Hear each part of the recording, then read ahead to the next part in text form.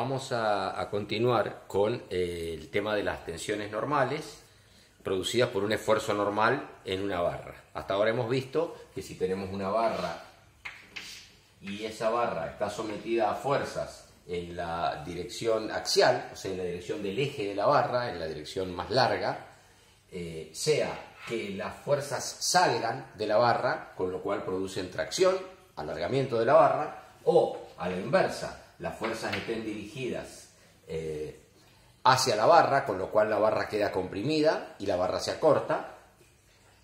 La tensión que se produce, si esta es la sección A de la barra, sea cual fuere, la forma que tenga, la tensión que se produce en el interior de la barra, o sea, las fuerzas interiores por unidad de superficie, valen la fuerza que le llega a la barra sobre la sección que tenga la barra. Cuando hay más de una fuerza, vimos que en realidad esta P se transforma en una N que indica la fuerza que hay en esa sección, que es el llamado el esfuerzo normal. La suma de las fuerzas a la izquierda o a la derecha de la barra que vienen de punta a la barra, ya sea que salgan o que entren, pero siempre de punta. O sea, perpendiculares. De punta significa perpendiculares a la sección. Esta barra obviamente se alarga, más o menos depende del material con el que esté hecha. Por supuesto que también va a depender de la sección. La ley que relaciona lo que se alarga la barra con las fuerzas que se están aplicando, el largo de la barra y otras cuestiones más, es la llamada ley de Hooke. La ley de Hooke, vista en física probablemente, dice que las deformaciones que sufre un cuerpo son proporcionales a la fuerza que se aplica. Eso es, digamos, visualizable fácil con un resorte. Yo tomo un resorte, supongamos que lo dejo fijo en la parte superior y de abajo le cuelgo una fuerza. Si yo le cuelgo una fuerza y esta era la longitud original del resorte, si yo de acá le cuelgo una fuerza P, por supuesto el resorte se va a estirar y va a llegar a una posición tal que voy a poder medir este delta L, que es el alargamiento que sufrió el resorte. Ese alargamiento es proporcional se indica con la letra alfa, a la fuerza P que se le aplicó. ¿De qué depende? Bueno, claramente del tipo de material con el que está hecho el resorte, del largo del resorte. Un resorte más largo se alarga más y un resorte más corto se alarga menos. Va a depender del área del resorte, o sea, el área del que está hecho el resorte, o sea, qué tan grueso sea el resorte. En realidad, en el caso de los resortes, también va a depender del diámetro que toma la espira, ¿sí? Si uno lo mira de arriba el resorte, lo ve como redondo, digamos. En realidad es una espiral, ¿no? Es un helicoide, es una hélice que se va estirando en el espacio. Ese diámetro, ese también interviene en la fórmula de la deformación del resorte. Pero si pensamos en una varilla, simplemente en una varilla, nos olvidamos del resorte y ponemos en su lugar una varilla. Esta varilla mide un largo L, le colgamos una fuerza P y entonces la varilla se estira una cierta cantidad que hemos llamado delta L.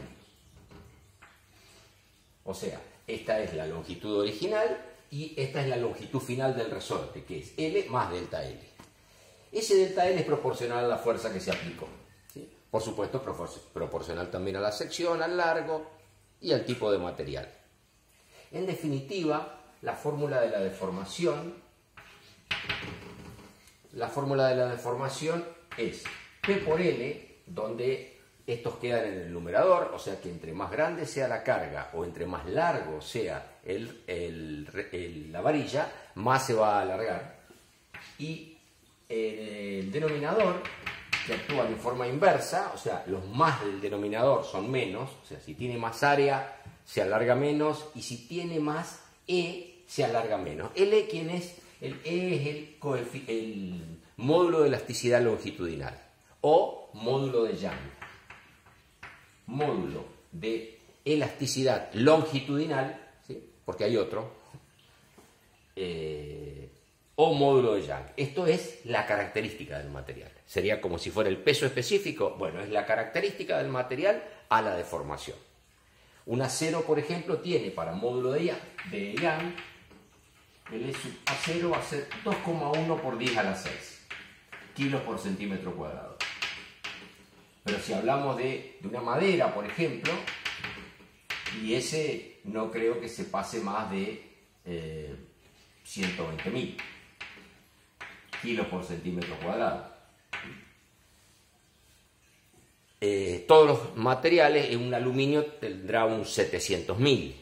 Cada material tiene su módulo de elasticidad. Entre más grande es el módulo de elasticidad, menos se deforma. Por ejemplo, es esperable que un acero se deforme menos que una madera para las mismas condiciones. Es como más resistente a la deformación. Esto está, por supuesto, tabulado, no hay que sabérselo de memoria, salvo el caso del acero, que es con el que trabajamos siempre, que es un numerito que vamos a ver muy seguido. Entonces, esta formulita, que va a quedar medida en centímetros, ¿no? Si P se coloca en kilogramos, la longitud se coloca en centímetros, el A se coloca en centímetro cuadrado y el E en kilo por centímetro cuadrado, bueno, se ve fácilmente que lo que quedan son centímetros.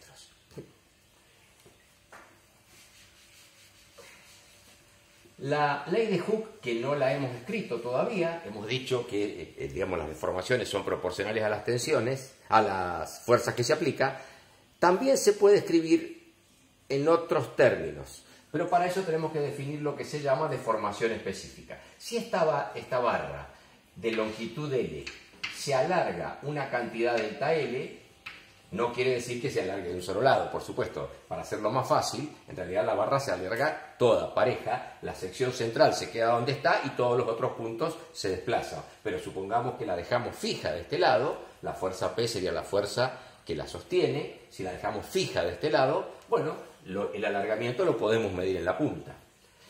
Si nosotros dividimos delta L sobre L, o sea, la deformación, en este caso de tracción, pero podría ser de compresión, dividido la longitud inicial, obtenemos lo que se llama deformación específica. La palabra deformación, la frase deformación específica, el nombre, significa deformación por unidad de longitud. O sea, cuánto se alarga o acorta por cada unidad de largo. Porque fíjense que esto se queda sin unidades. Este número se queda sin unidades. Si fuera, por ejemplo, si la barra estuviera medida en centímetros y esto fuera, por decir algo, 1,3 centímetros, bueno, dividiré los 1,3 centímetros dividido la longitud original y eso me va a dar un número. Eso es lo que se alarga por unidad de longitud. O sea, en realidad se queda sin unidades, porque lo que se alarga ya está en centímetros, dividido los otros centímetros también.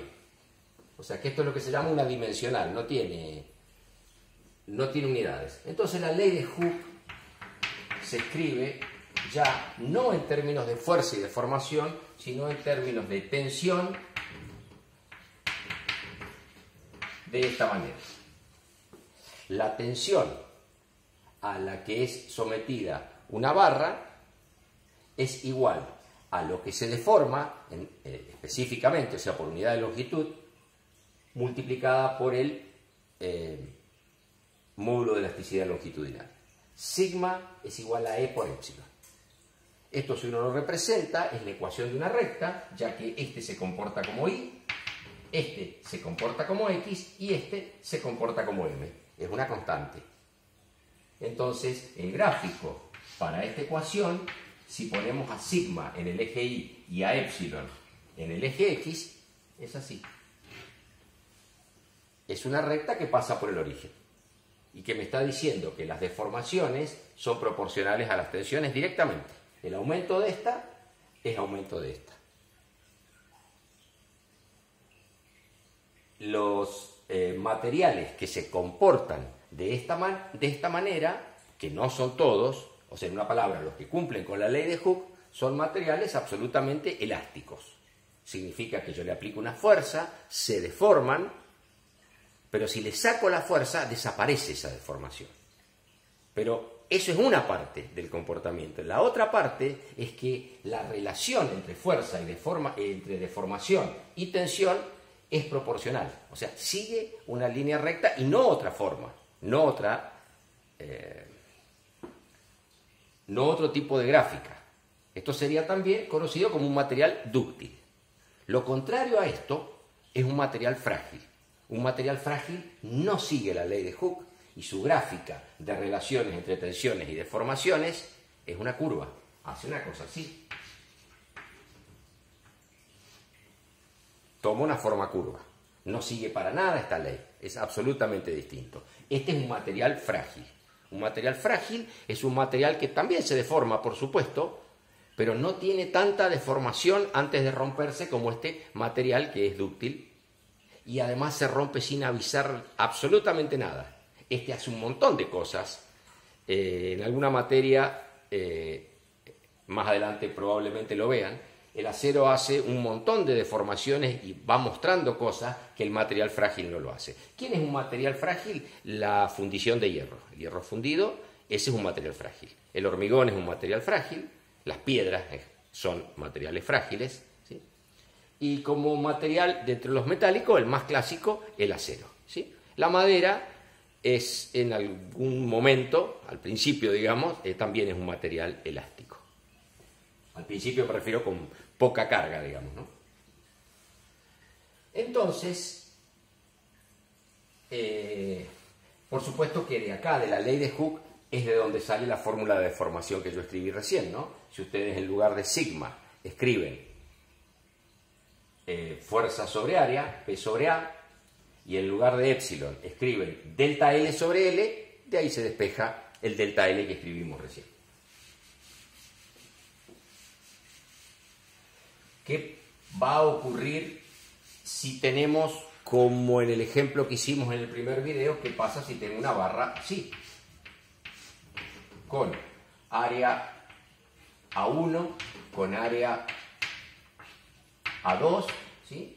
Con longitud L1, longitud L2, con un diagrama de esfuerzo normal que era este. Vamos a copiar el mismo modelo de ejemplo. A este le vamos a llamar N1 y a este le vamos a llamar N2. Este viene del ejemplo anterior, ¿sí? No le estoy poniendo números para hacerlo más rápido, pero es el ejemplo anterior. ¿Cuánto se alarga esta barra? Bueno, por empezar tengo que ver que tengo dos comportamientos distintos. Tanto por área, o sea, esta área es distinta a aquella, tanto por longitud, son distintos, y tanto por n. Acá ya no aparece P, aparece n, el esfuerzo normal. Entonces, el alargamiento total va a ser la suma de los alargamientos o acortamientos que tenga acá, porque es todo alargamiento, pero el diagrama puede cruzarse también, tener partes positivas y partes negativas. Entonces, el alargamiento total que va a tener la barra va a ser N1 por L1, o sea, el esfuerzo que le llega a esta zona, lo que lo tironea a esta barra, por el largo sobre L, vamos a suponer que tiene el mismo E, sobre A1, más el N2 por L2 sobre E por A2. Y si este diagrama hiciera más cosas, se agregarían más en la sumatoria. Acá, ahí van todos sumados porque este es un esfuerzo de tracción. Los valores numéricos están en el video anterior. Con esto tenemos entonces la forma de calcular lo que se alarga o acorta una barra cuando es sometido a un esfuerzo normal.